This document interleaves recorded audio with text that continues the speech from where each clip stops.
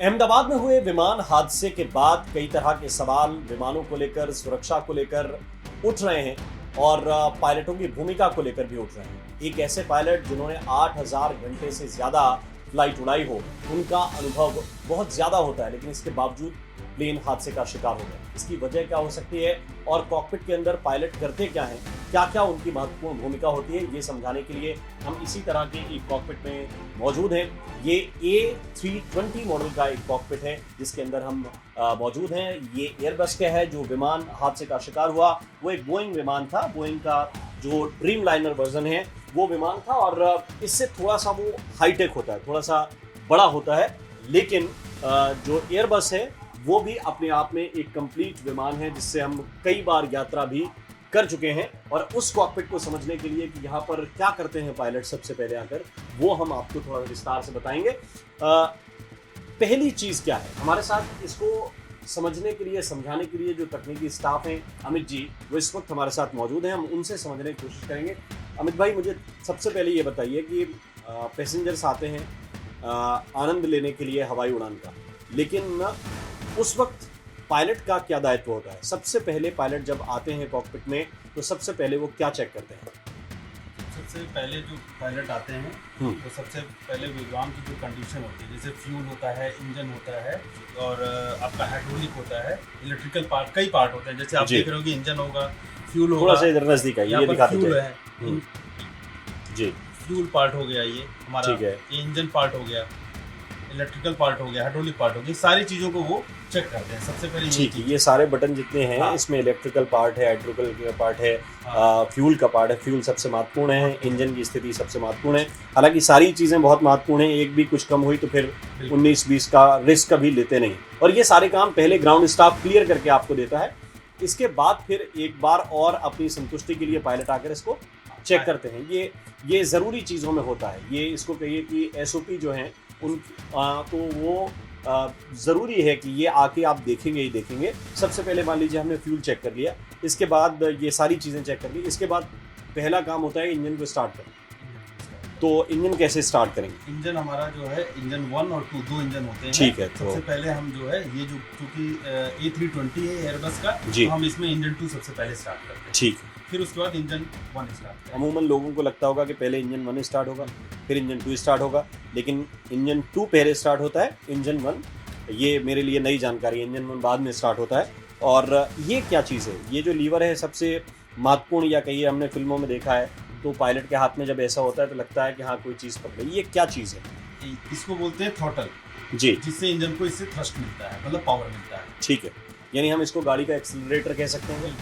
हाँ, जैसे हम ताकत बढ़ाते हैं गाड़ी की, ऐसे ही इंजन का थ्रस्ट बढ़ाने के लिए जो बड़े बड़े पंखे दोनों साइड में आपने वायुयान के देखे होंगे, उसमें पावर बढ़ाने के लिए इसका हम प्रयोग करते हैं। यानी कि हमको अगर रनवे पर प्लेन को दौड़ाना है या उड़ाना है तो पहले ताकत बढ़ानी पड़ती है, उसके लिए इस लीवर का इस्तेमाल किया जाता है। तो क्या हम उड़ान भरने के लिए तैयार हैं? अगर मैं कहूँ अपने पैसेंजर से, वैसे तो मैं कुछ नहीं हूँ, लेकिन अगर मैं कहूँ कि मैं कैप्टन राम, आप इस उड़ान के लिए हम तैयार हैं और आपका दिन सुहाना हो, आपकी उड़ान सुहानी हो, अब हम उड़ान भरने के लिए पूरी तरह से तैयार हैं। तो सबसे पहले क्या करेंगे आप? सबसे पहले हम अपना चेक कर लेंगे इंजन को और ठीक है, थ्रस्ट को। ठीक है। और अब देखिए थ्रस्ट देना हम धीरे धीरे शुरू करेंगे और हमारा प्लेन जो है वो धीरे धीरे पावर लेना शुरू करेगा। इंजन तेज़ी के साथ काम करने शुरू करेंगे। इंजन जब गति पकड़ते जाएंगे तो इसके बाद इसकी रफ्तार भी धीरे धीरे बढ़ती जाएगी। ये देखिए, ये हमने रफ्तार पकड़नी शुरू कर दी है, यानी कि दौड़ना शुरू कर दिया है। अब प्लेन जब रनवे पर दौड़ता है तो उसकी रफ्तार बहुत ज़्यादा होती है। ये देखिए, यहाँ पे हम स्क्रीन पर दिखा सकते हैं, जैसे ये 40 है, 40 से स्पीड 60 गई, 60 के बाद 80 गई और एक तय मानक के बाद ये हवा में उड़ जाएगा। जब निर्धारित जो गति है वो पालेगा, इसके बाद ये हवा में उड़ना शुरू कर देगा। तो देखिए, जब 120 के आसपास पहुंच जाएंगे, यानी 120 किलोमीटर प्रति घंटा की रफ्तार, तो इसके बाद फिर उड़ान भरते हैं। और ये लीवर जो है, इससे उड़ान भरना मेरे ख्याल से अब शुरू कर चुके हैं। ये देखिए, ये लीवर पीछे की तरफ खींचा है। अब इतने मैं देख पा रहा हूँ उनके हाथ को, अगर थोड़ा सा आप उनका हाथ भी दिखा सकें। और ये देखिए, अब धीरे धीरे हवा में जाना इस लीवर ने शुरू कर दिया। अब आसमान की तरफ उड़ान भर रहा है ये A320 हमारा विमान।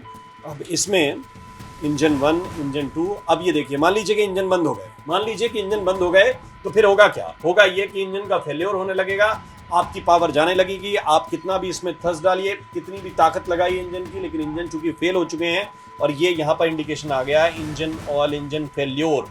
ये देखिए, इसका मतलब क्या हुआ? इसका मतलब ये हुआ कि अब आप क्रैश करने जा रहे हैं, आप रोक नहीं सकते। बमुश्किल इतना ही समय अहमदाबाद के उस पायलट को भी मिला है जिसमें वो विमान क्रैश हुआ। वो दुर्घटना इसलिए और बड़ी हो गई क्योंकि एक मेडिकल हॉस्टल के ऊपर जाकर वो विमान क्रैश हुआ है। अब तो ये स्थिति बनती है किसी भी परिस्थिति में जब विमान क्रैश होता है।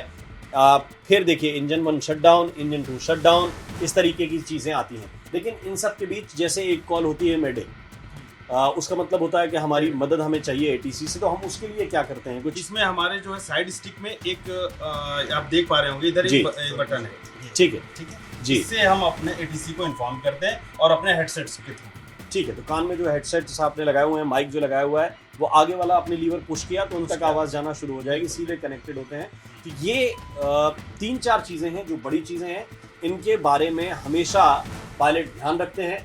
लेकिन अफसोसनाक तरीके से मैं एक्सपर्ट से बात कर रहा था तो ये पता चला कि तकरीबन 1 अरब उड़ानें अगर उड़ती हैं तो उनमें से कोई एक हादसा जैसा ड्रीम लाइनर के साथ हुआ है वो हो सकता है। तो ऐसी परिस्थिति में आप कुछ नहीं कर सकते। कोई विकल्प आपके पास हमें ज़्यादा रह जाते हैं कि ऐसी परिस्थिति में जब आपके पास 10-20 सेकंड का समय हो, 10-20 सेकंड का समय, और दोनों इंजन अगर फेल हो जाते हैं तो ऐसे कोई हमारे पास वही विकल्प ही नहीं रहता है तो हम कुछ कर पाए। ठीक है, तो एक डेमो के जरिए हमने आपको दिखाने की कोशिश की थी, हालांकि इसमें थोड़ी सी कुछ और चीज़ें दिखा देते हैं। ये नेविगेशन के लिए है जिसमें आप नेविगेशन देखते हैं।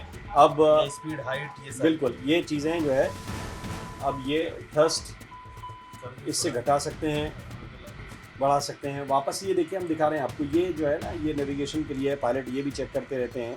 ये एक तरह से जो कंपास है वो एयर में किस तरह से किस दिशा में आपको जाना है उसके लिए है। मुख्य चीज़ ये है कि आपको इंजन के बारे में सबसे महत्वपूर्ण जो शायद हुआ हो, ये ब्लैक बॉक्स अब बरामद हुआ है, ब्लैक बॉक्स से पता चलेगा कि हुआ क्या था, और जांच कर रहे हैं बड़े बड़े एक्सपर्ट्स, क्योंकि ये सामान्य चीज़ नहीं है, ये सामान्य लोगों के न तो समझने की चीज़ है न समझाने की चीज़ है। लेकिन एक बात आप समझ लीजिए कि अगर ये दोनों इंजन काम करना बंद कर देते हैं तो फिर बहुत मुश्किल होता है किसी भी पायलट के लिए उस स्थिति से वापस लौट कर आना। चाहे वो साउथ कोरिया के विमान का हादसा हुआ हो, जब रनवे पर दौड़ता हुआ एक विमान जो है सीधा जाकर दीवार से टकरा गया था, वो तो टेक ऑफ भी नहीं कर पाया और सीधे जाके जो है रनवे के आगे जो दीवार थी उसमें जाकर टकरा गया। और इस विमान को भी बमुश्किल 20 से 30 सेकंड मिले संभलने के लिए, लेकिन जब दोनों इंजन फेल कर गए शायद, तो फिर उसके पास भी बिल्कुल समय नहीं था और इतना बड़ा हादसा, इतनी बड़ी दुर्घटना